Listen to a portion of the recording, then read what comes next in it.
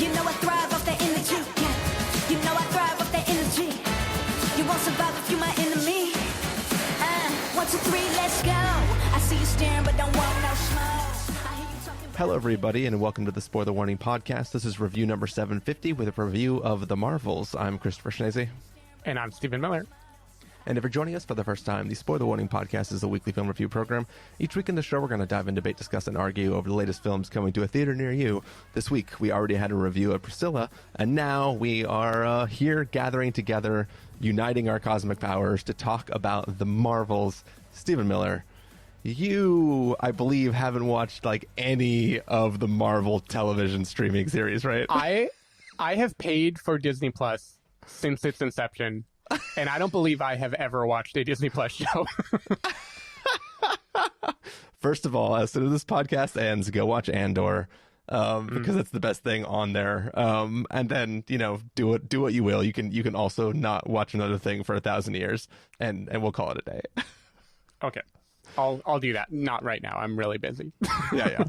But here, as we're talking about, you know, Marvel, which is, you know, it's all the same now, having not seen anything. Because, I mean, arguably, there are a bunch of shows which technically tie into this, right? But really, all the ones you really need to care about, or at least know enough to get a few references of what's going on here, is WandaVision. Can I guess?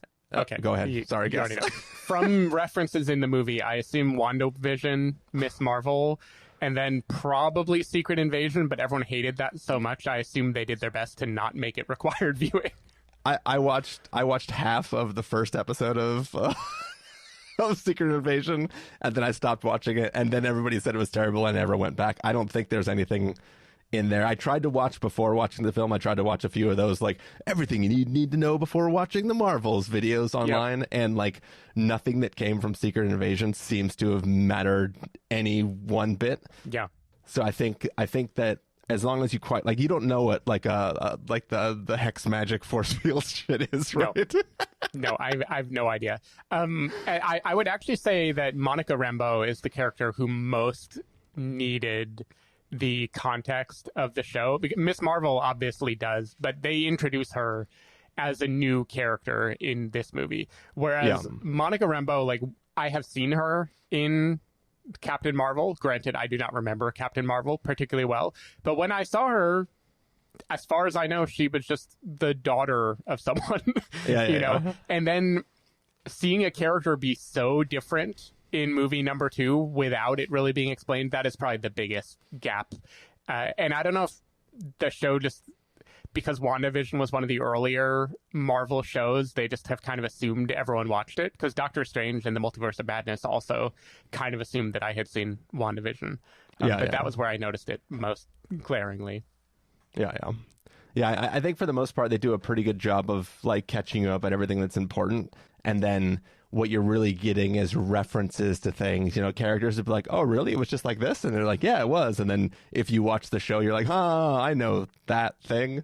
But I feel like this plot is self-contained enough that it doesn't really require you to have seen all that stuff. But I was definitely curious, given that I know that you famously haven't watched any of that shit, that you're just like, huh, this is... I'll talk about it in the review. All right, cool. I think in general, I've been trying to watch a bunch of the stuff. It has all been sort of hit and miss. So for the most part, you're not really missing too much. I do genuinely like Loki, though. And Loki just had its finale recently, and I loved it. You Loki like it? I high-key like Loki. Okay. Nice. But yeah, so... What about She-Hulk? Is She-Hulk going to tie into movies? Like, because that's something that I know exists, but I have not learned anything about how it ties into the MCU. I had fun with it. It sort of ties into Daredevil. Okay. So, but because that's not even canonically MCU universe, right? Like, Daredevil is like it the is Netflix now... MCU universe. It is connected now. Are they far from homing it, where now that is a part of it too because of the multiverse or something? Honestly, I can't, Steven, I can't. I'm teasing you about not watching it. I can't keep up with all this shit. Okay, that's good. I think they're going to pump the brakes. At least that's what I heard, is they're acknowledging that there's been too much of it. It could all just be that none of their shit's ready to go out, and we just had a writer strike and actor strike, and makes it hard to make your 1,000 films a year when no one's allowed to write or act in any of your stuff. Yeah, I mean, someone has to wear a full bodysuit and stand in a volume for 4 days. Touche, Steven, touche. All right, well, are you ready to talk about the Marvels? I'm ready. All right, Steven, let's do it then. Let's don our cosmic bangles. Let's shoot off into space. Let's play the trailer for the Marvels, and let's come back and give these listeners a review. Carol Danvers, prodigal child of the Milky Way. Nick Fury, my favorite one-eyed man of intrigue. How goes it out there? Cold, no air, space.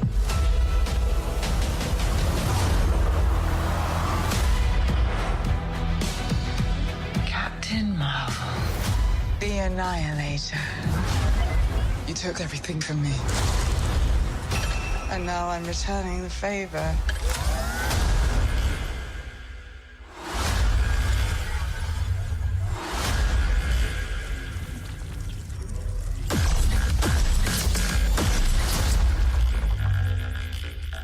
What is happening to me? She's entangled our light-based powers. So we switch places whenever we use them. Strong theory. You can absorb light. I can see it. And Kamala... Who's Kamala? Hi. She can turn light into physical matter, which I have never heard of. I could totally show you. No!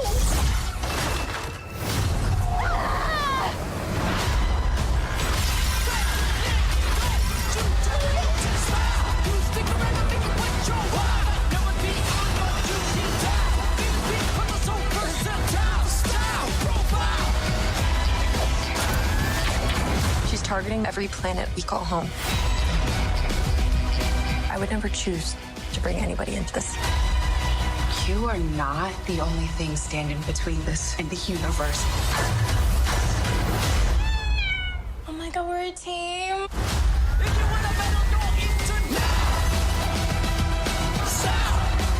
Higher. Further. Faster.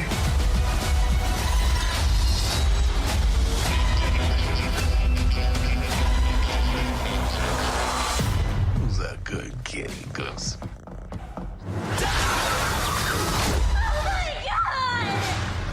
I can't. Can you? I got it. All right, so that was the trailer for The Marvels. Carol Danvers gets her powers entangled with those of Kamala Khan, Monica Rambeau, forcing them to work together to save the universe. Stephen Miller, lack of watching Marvel television shows aside, what did you think of The Marvels? Yeah, so I gotta say, I almost didn't even watch The Marvels. I texted you asking if we were reviewing it, which is a statement about the MCU, right? Because there was a time when I wouldn't have even asked you. I would be like, obviously, a new Marvel movie coming out. Of course we are going to review it. How could we possibly miss it? But between the kind of dire state of a lot of MCU movies lately, the trailer for The Marvels, which had a 90s voiceover, if I'm remembering right, the trailer I saw for this is these three ladies are about to discover that something a little bit wacky happens when they put on their bangle. It was weird. The first teaser was definitely Rob Schneider exactly. as a carrot. Well, it was like they were doing the holdovers thing where they were like, we are just going to do a throwback, but this movie isn't even a throwback. This is set in modern day. Captain Marvel was the throwback. Yeah. So that trailer to me was like, oh my God, they have so little usable footage of this that they are having to do the voiceover thing to make a trailer that can be a remotely compelling narrative of what the movie is going to do. Combine that with early buzz I had heard that you absolutely need to have seen some of these Disney Plus shows to understand what is happening in the movie. And I was like, God damn it, am I really going to go to Alamo and watch The Marvels?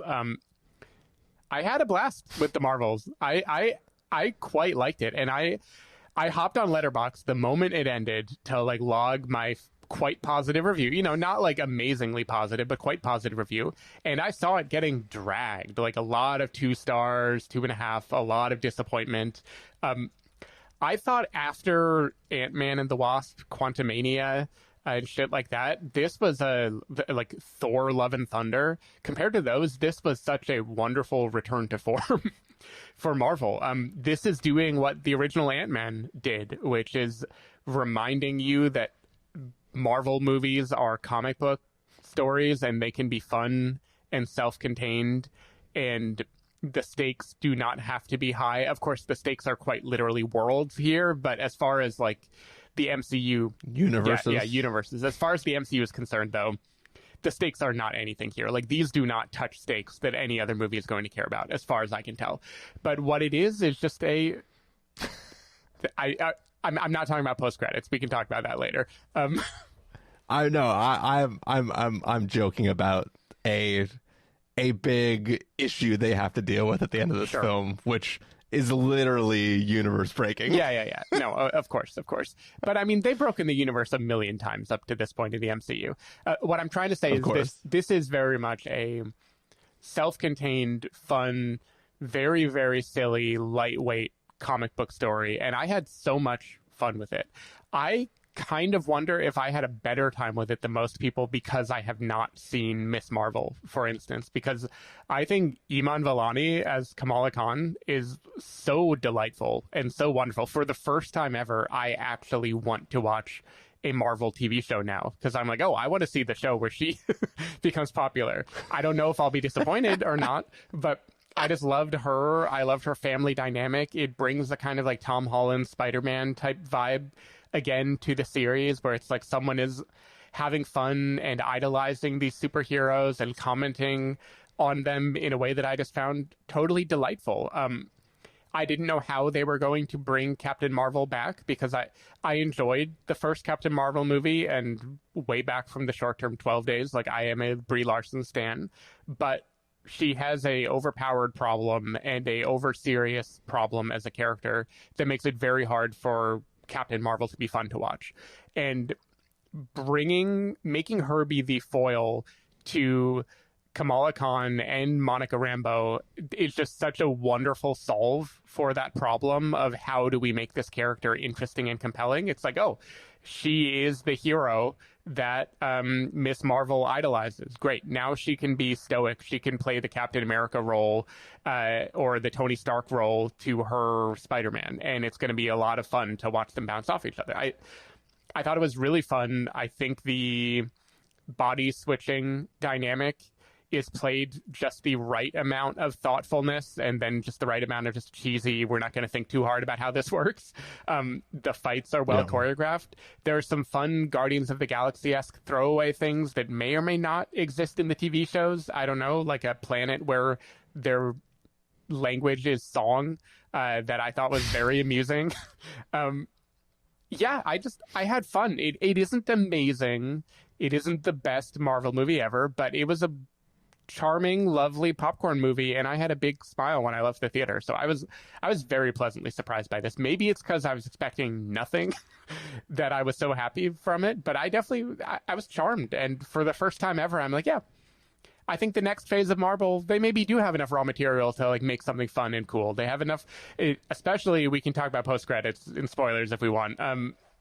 I was energized for the MCU in a way that I did not expect to be leaving this theater. Yeah, I think I was sort of in the same boat as you, like, leading into this, where, like, that first, maybe it was just a teaser, and it definitely had, like, the weird voiceover, and I was like, Jesus, this looks like a fucking slog.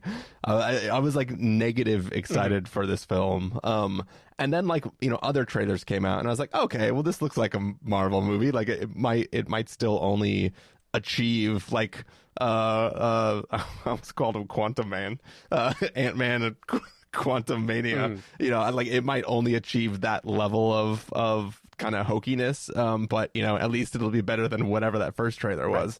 But like you, I was also pleasantly surprised. I think this film is a lot of fun.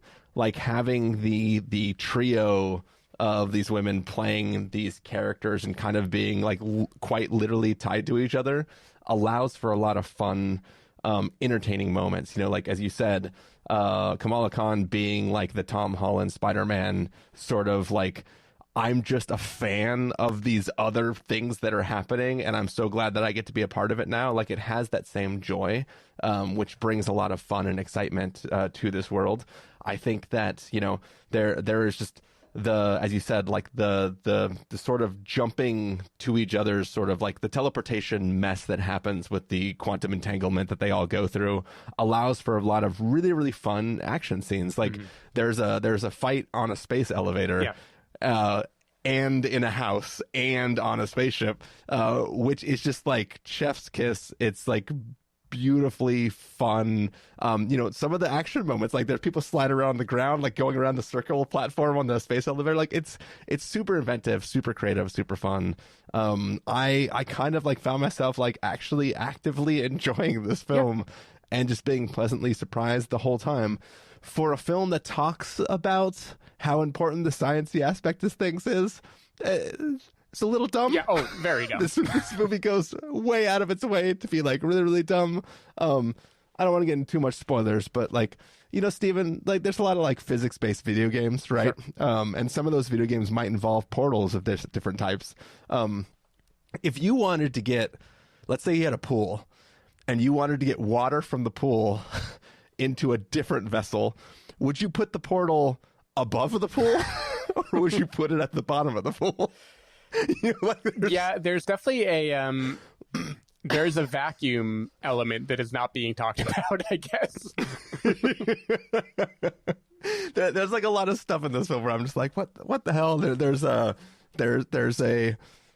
a scene where apparently writers didn't Google how long it takes from sun, or how long it takes light to get from sun to the earth. You know, like there's a lot of funny science stuff there. I'm just like, you know, you really shouldn't have your characters lean so hard on talking about like how important the science is when it's clearly an afterthought of like just the fun mechanics of the story. So, you know, it's not a huge complaint. It's just a thing that I constantly felt silly about. Also, this whole film revolves around the existence of these like cosmic bangles. I, somebody who hasn't watched Miss Marvel, just assumed that all of her powers came from the bangles. But there's definitely a scene where she's not wearing it and she does Miss Marvel stuff.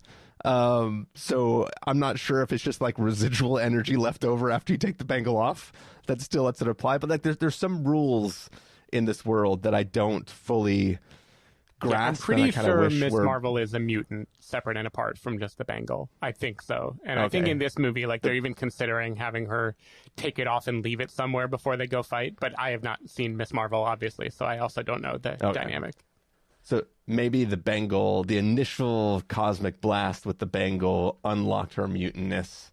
And then once she was a mutant, she could just do it. And now she wears the bangle just as a fashion statement. Yeah. I just keep thinking of the band The Bangles whenever you say that. So we need to move on. I'm going to walk like an Egyptian. I think the enemy's henchmen were doing that. I should, like, speaking of dumb science, I'm going to say the whole plot of this movie is very dumb. It just doesn't bother me at all. Like, I was engaged the whole way through. I couldn't tell you anything about the Civil War or the characters at play, you know, Skrillex and Creed or whoever fighting each other. I don't remember. I'm not going to write it down. But I got what they were going for. I got the messages they were trying to hit, and they hit it with all the subtlety of a Saturday morning cartoon or whatever. And I think it just succeeded at being small. Things that came to mind for me, one is Shazam, actually. Like the original Shazam, as like you have the counterpoint of the epic, stoic, ripped hero who is Brie Larson in this case, you know, is Zachary Levi. I don't remember his name anymore. In Shazam, Levi, I think. Yeah, and then you also have the kid that idolizes them, and smashing them together is just cause for fun, and it's kind of letting a comic book movie ride the coattails of the love of comic books that actual kids have, and I think it's always fun when these movies get to do this. I think that's great. And if you like that, I believe that in the show Miss Marvel, which once again didn't watch, I believe she has a friend who helps her learn her powers, much like the Shazam sort of situation. Love it. Yeah, that is great. this had throwaway gags that were, again, it's weird that I was so anti like Thor Love and Thunder, because this has the same lack of seriousness and gaggy, we don't care about the universe mentality. But there were scenes like, I'm not going to spoil anything, except I'm just going to say Andrew Lloyd Webber, that like just made me laugh with the silliness of the, like, it's like an auditory pun that I was just like having a blast in the theater, enjoying this like very TV moment that is happening. Because I think that is the wise thing this movie did, is it's like everyone is tired with the self-seriousness we have for this franchise as it has grown ungainly and dumb. Let's not take it seriously. Let's just have fun for a while and remind everyone that this can just be entertainment. And for me, at least, it totally succeeded. Yeah, I think, it didn't have a lot to prove, and it didn't treat it like it had a lot to prove, right? It was like, hey, we're going to have fun. We're basically doing the movie that Kamala Khan would want to be in, right? Like the this character. Is her Lightyear. It's the film based on the real guy that the toy was based off of. But that's basically what it is, right? It's like everybody who's participating, except for maybe the villain characters, are having an amazing fun time, right? Yeah. And they're really getting just to enjoy themselves. And I think that like it's always great to, because like we see lots of films where like one person in the cast is having this much fun, but like in this it really feels like everybody was enjoying themselves. And I think that just like makes you enjoy it also while you're watching. Yeah. Totally agreed. Also having her family also be inadvertently thrown in, so it's like, because she's already sort of an audience surrogate, right, but she still has powers. So we get the mentality of an audience surrogate, but who also gets to participate. But then the family is actually like us in the audience. Like, what would we be doing if we were just stuck participating in these fights and stuff like that? Yeah, I mean, and I loved every second of the family. Surrogate moment happened when Monica Rambeau is describing to Brie Larson, Captain Marvel, how she got her powers. And she basically said in one sentence, like, oh, I walked through a witch hex and now I can see light or something. And Kamala Khan, her mom, said something like, oh, that's nice, dear. We're so happy for you. Now, blah, blah, blah. And she just like, I don't give a fuck. Good for you. Proud of you. Now let's talk about what is happening with the plot of this movie. And I like, it basically said like, oh yeah, it doesn't matter that you didn't watch this this TV show. It's fine. Yeah. I do have to say, I don't totally understand the mechanics or they describe the powers of the three women who make up the Marvels as if they're all complementary but non-overlapping. Like Brie Larson controls these things, and Monica Rambeau can see light, and Kamala Khan can manipulate light. But all of them manipulate. Like, I don't really understand the line. So if you allow me to speak out of my ass for a second. Sure, please. That's your superpower. Captain Marvel generates energy. Kamala Khan, she turns energy into matter. And then Monica Rambeau just sees. But she does more than seeing. She also like turns invisible and punches people. Yeah, she can like phase through existence and weird crap like that. She can definitely which is punch also people, like hard. Yeah. I mean, I can punch people too. Prove it. I don't need no fucking witch hex. But sometimes I feel invisible, Steven. Oh. Now I like you like I like Robert Pattinson and Jacob Elordi.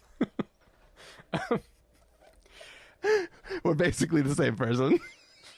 I also, and this should be a spoiler conversation, but I don't care. No one cares about the mechanics of this movie that badly. The moment you tee up a character who can turn light into matter, and then you tee up an existential problem where portals are being ripped in the universe that need to be plugged, I was like, oh my god, I have the solution. This is great. Turn light into matter and plug the hole. Yeah, exactly. But a giant plug does not appear. Spoilers for the end of this movie. Yeah. Have you heard of this thing called a cosmic cork? Gets the job done. Also, I feel like, like the villain in this film is opening little tears in space, in like the space. It's not the space-time continuum. It's like the space continuum. No, I think time is there too. I feel like the first time they do it, is just to get back to the ship quicker. Like, they're like, let's test this out. It's just like somebody just bouncing around the galaxy, just like tearing holes in space, going like, "Oh, this will be fine." I just want to know: are these totally fundamentally different than the holes that like Doctor Strange opened before? Like, are there different types of tears in space time? They're definitely different. You can tell because of their like hex. Oh, I see. Like the witch did. Yeah. So if they're orange swirly things, those you can have as many of those as you want. But if you rip the hex hole in space, that's bad. But what about like the end of Spider-Man No Way Home? That is like a hole that is not closing, and it requires all sorts of wizard powers to close. Well, that's like rips in dimensional. Oh, so you're talking about the space that isn't dimensions. I mean, but think about it. All those holes in space go to another hole in space within the same dimension until later. The other dimensional tears were directly tears between dimensions. See, it's. I know it's super complicated. Yeah. Okay. Sure. You need to watch like 25 different television shows. I'm not going to tell you what the D in 3D stands for. It's going to blow your mind. Steven, parallel dimensions. I see. Okay. I was thinking orthogonal ones. We got it. We got there. Oh, man. Let's see. All right. I have a question for you, Steven. Sure. And maybe I'll bleep it because we're not in spoilers. But I'm going to ask you the question and I'll just bleep the keywords. Is it now canonical that Brie Larson is a... Oh, interesting. I think it has to be. Yeah. I think it has to be. I think it is. So congratulations to her. Well done. Well done, Brie. You did it. I thought that was fun, though. I enjoyed that. Ever since the Glass Castle, I knew you wanted to eventually make it all the way to territory. That only makes sense thinking of the Glass Castle being the castle in the front of the logo, which it is not. Yeah. Or if the Glass Castle has... Yeah. Because isn't that just a movie about Woody Harrelson being a bad dad? I don't remember. I blocked that movie out of my mind. The glass is a bottom of a bottle of alcohol, I think. Probably. Yeah. Cool. Or is it castle is analogous for house? People didn't. Glass. People didn't care about that movie because the book, the memoir, is like the first 7 hits on Google before I can find the fact that a movie came out. Nice. But anyway, Destin Daniel Cretton also went on to direct a Marvel movie, so they all get in the MCU eventually. There you go.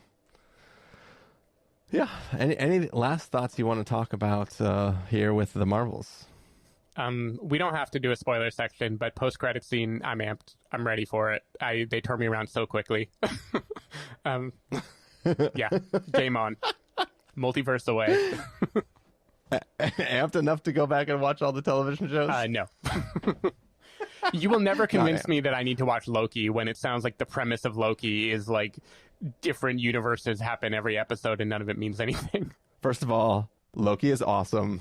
Second of all, it means something. Okay, sure. If you get all the way to the finale of Loki and you don't at least get a little misty, you have no soul. Okay. I don't know if I want to learn that about myself. All right. Should we get to verdicts, Stephen? Sure. All right. Stephen Miller, we're at the end. If you were going to give us a must-see, recommend with a caveat, wait for rental, pass with a caveat, or a must-avoid, what would you give it? I'm giving recommend with a caveat. For a Marvel movie, which is a franchise I have not been extremely hot on recently. I like Guardians of the Galaxy, but that didn't even feel like an MCU movie anymore. That just felt like James Gunn doing his own thing, keeping the flame going. this was the first time in a while where I see, oh, there could be more phases in the MCU. They could become fun again. I could grow to care about new characters without just riding the coattails of old beloved characters. Yeah, it was fun. It is extremely silly, made no mental impression at all on me. I want to be very clear. But the gameplay was fun. The mechanics were fun. The characters were silly. The audience surrogate aspect, lots of laughs were to be had in this movie, and you're in and out in like an hour 45. Like, what more could you want from a superhero movie? So yeah, I'm a fan. Don't know why this is getting the negative reviews that it is. I think it is among the better Marvel movies I've seen in the last few years. Yeah, this film is going to be a recommend with a caveat for me. I had a lot of fun with it. Yeah, I mean, didn't ask for much. I got way more than I asked for, and can't complain.